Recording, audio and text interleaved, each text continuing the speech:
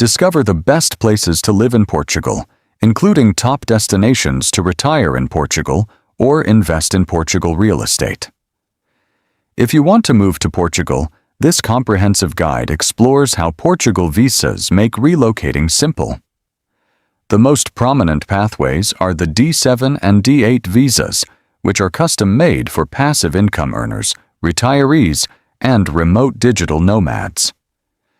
Meanwhile, those seeking active business investments will find that the D2 and Golden visas are ideal for entrepreneurs and international investors.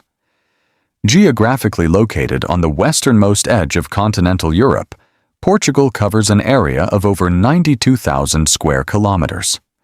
This beautiful territory encompasses both the mainland and its breathtaking autonomous island archipelagos in the North Atlantic Ocean. The nation's total population sits at approximately 10.6 million people, with the vast majority concentrated within the bustling urban hubs of Lisbon and Porto. Administratively, the country is officially divided into 7 distinct regions. Each area is completely unique, emanating its own diverse set of cultural flair, lifestyle attributes, and geography. To effectively rank the best regions to live, retire, and invest in, we evaluate vital factors like local cost of living, healthcare quality, real estate prices, climate, safety, and the overall community atmosphere. Fortunately, all 7 regions share stunning landscapes, rich history, and incredibly welcoming locals. So, with all that in mind, here are the absolute best regions of Portugal to live, retire, and invest in. Supporting our channel is very easy. Simply hit the subscribe and like buttons. Now let's begin. Number 7. The Azores Islands. The autonomous region of the Azores is located approximately 1,500 kilometers away from mainland Portugal. It is basically an archipelago made up of 9 islands that are divided into 3 groups. These groups are the Eastern Group, which includes São Miguel and Santa Maria, the Central Group, comprising Terceira, Graciosa, São Jorge, Pico, and Faial, and finally, the Western Group, made up of Flores and Corvo. Internationally, the islands are connected via São Miguel's airport with daily direct flights from Europe and North America. While locally all the islands are linked via ferry and road networks, not many people relocate to this region. Its current populace of 250,000 people is concentrated in and around the main island of São Miguel. Basic facilities and services are available here. However, the healthcare system is still not on par with mainland Portugal. Basic checkups can be done, but retirees and expats with major healthcare needs will have to make frequent trips to the mainland for emergencies. Though living costs remain nominal, even with a high level of imports, fresh produce is still cheap. On the contrary, property prices are considered cheap, with the average selling price for a cottage with some extra land going for as low as $180,000 to $240,000. Number 6. The Central Portugal region. One of the least visited and explored regions of Portugal, Central Portugal, also known as Centro, stretches from the Atlantic coast to the Spanish border. Despite being the second largest region in the country, its population is estimated to be around 2.22 million, most of which is based around its cities of Aveiro, Guarda, and Coimbra. Due to its sheer size, there is a vast variety of terrains and microclimates here. Right along its western edge, you will find golden sandy beaches and picturesque fishing villages, while the interior is characterized by rolling hills, verdant forests, and majestic mountain ranges. Not many people tend to relocate here.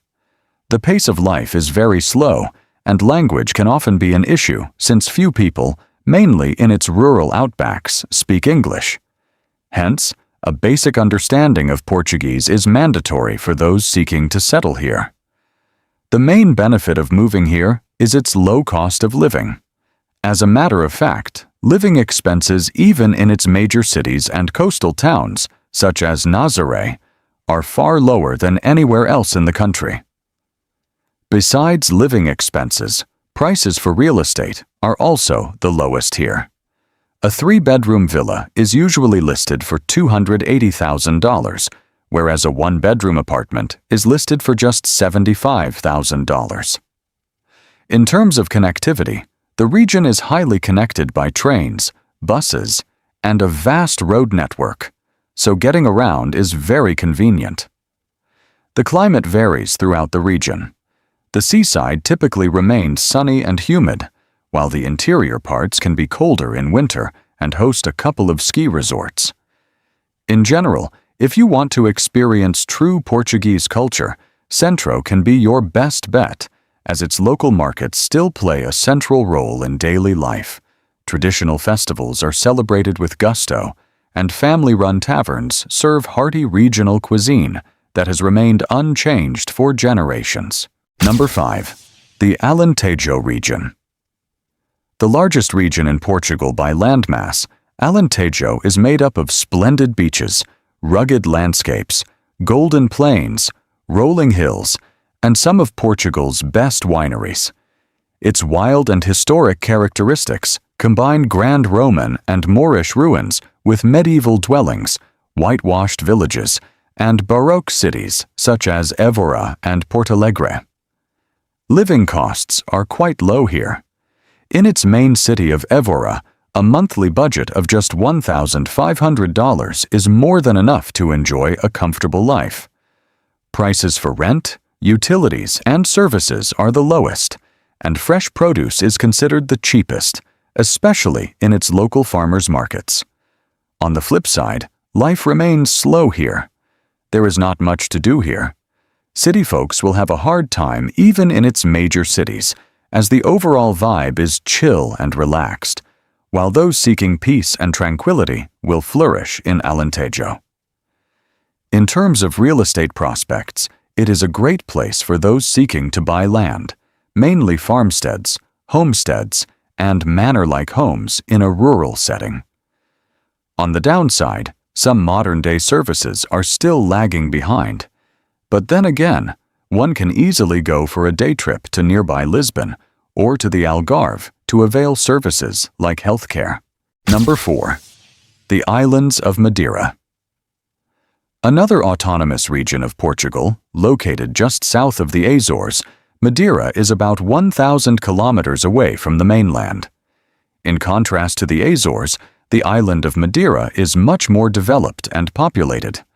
Its current total population is approximately 270,000, with most residing in its capital city of Funchal, which itself is the 6th largest city in Portugal. Getting to and around Madeira is very convenient, as it hosts daily direct flights from Europe and North America. The atmosphere is subtropical, with average temperatures ranging from 15 degrees Celsius in the winter to 25 degrees Celsius in the summer. This moderate climate allows expats and retirees to enjoy outdoor activities throughout the year. Moreover, it is frequently lauded as one of the most beautiful and unique islands in the world, all thanks to its stunning volcanic landscapes, lush greenery, dramatic cliffs, and unique hiking trails, making it a popular choice for nature lovers and adventurers. The cost of living here can be a bit expensive because of its reputation as a tourist hub. However, it can be managed for those opting to reside permanently. Buying retirement property on this island is also very lucrative, with a wide variety of options, including apartments, villas, and houses in various locations across the island, ranging from coastal areas to rural and mountainous regions.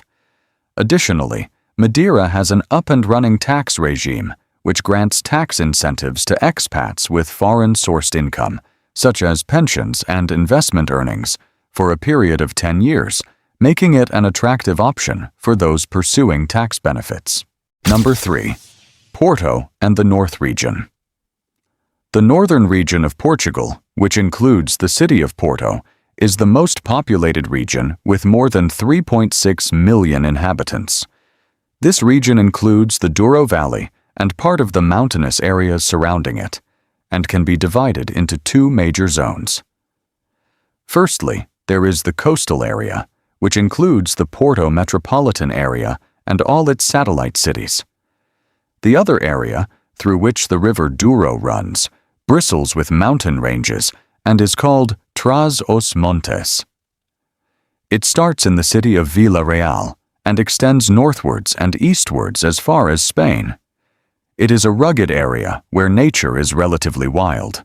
Yet in the northern interior, there is also something of the upper Alentejo region, where the sparse trees, olive plantations, and almond trees give it a Mediterranean feel. Besides the main city of Porto, there are plenty of famous smaller cities and municipalities here, including Viana do Castelo, Lamego, or Braga. The cost of living in Porto tends to be on the higher side of the spectrum. But then again, it is a big metro city, and accommodation prices vary from one municipality to another. The interior part is much cheaper, but basic knowledge of Portuguese is necessary for those opting to settle in the innermost part of the north. Number 2. The Algarve. Famous for its beaches, sun, and sea, the Algarve is one of the most stunning areas of southern Portugal and, like all the other regions, has both benefits and drawbacks for its residents. About 18% of its population are foreigners. This significant draw is a testament to its great quality of life and high living standards.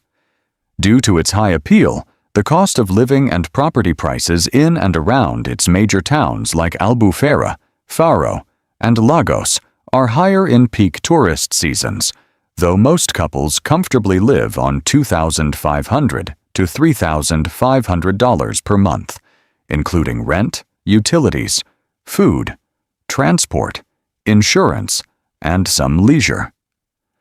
The property market is also very buoyant in all parts of the Algarve. 2 to 3 bedroom homes in its interior areas are listed for under $300,000, while villas overlooking the sea or with direct access to the beach can easily reach $500,000. Infrastructure is reliable. However, rural areas may have limited public transport, but overall connectivity is decent. In short, most of the local expat and digital nomad communities thrive here with co-working spaces, great internet, beaches, golf courses, and lively cultural events like the Silves Medieval Fair, and in the first spot is Lisbon and the Tagus Valley. The Portuguese capital is the dominating city in this region, and the rest of the region surrounds the banks of the Tagus River. The region is subdivided into the Greater Lisbon subregion north of the Tagus and the Setúbal Peninsula subregion in the south.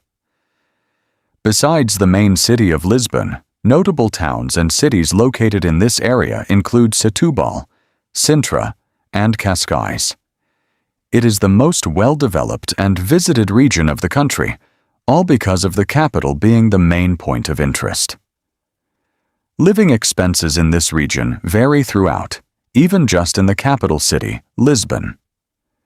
Recent prices are quite different from district to district, but all in all, a monthly budget of $2,800 is more than enough to live rather lavishly in this region.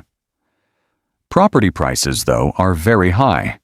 The average home price in Lisbon can easily exceed $600,000, but bargains can be had further away in its rural parts.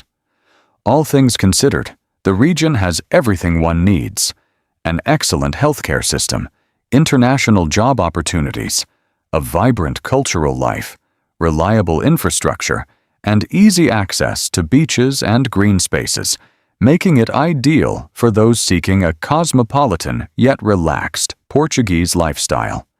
Thanks for watching. If you found this video informative, be sure to leave a like.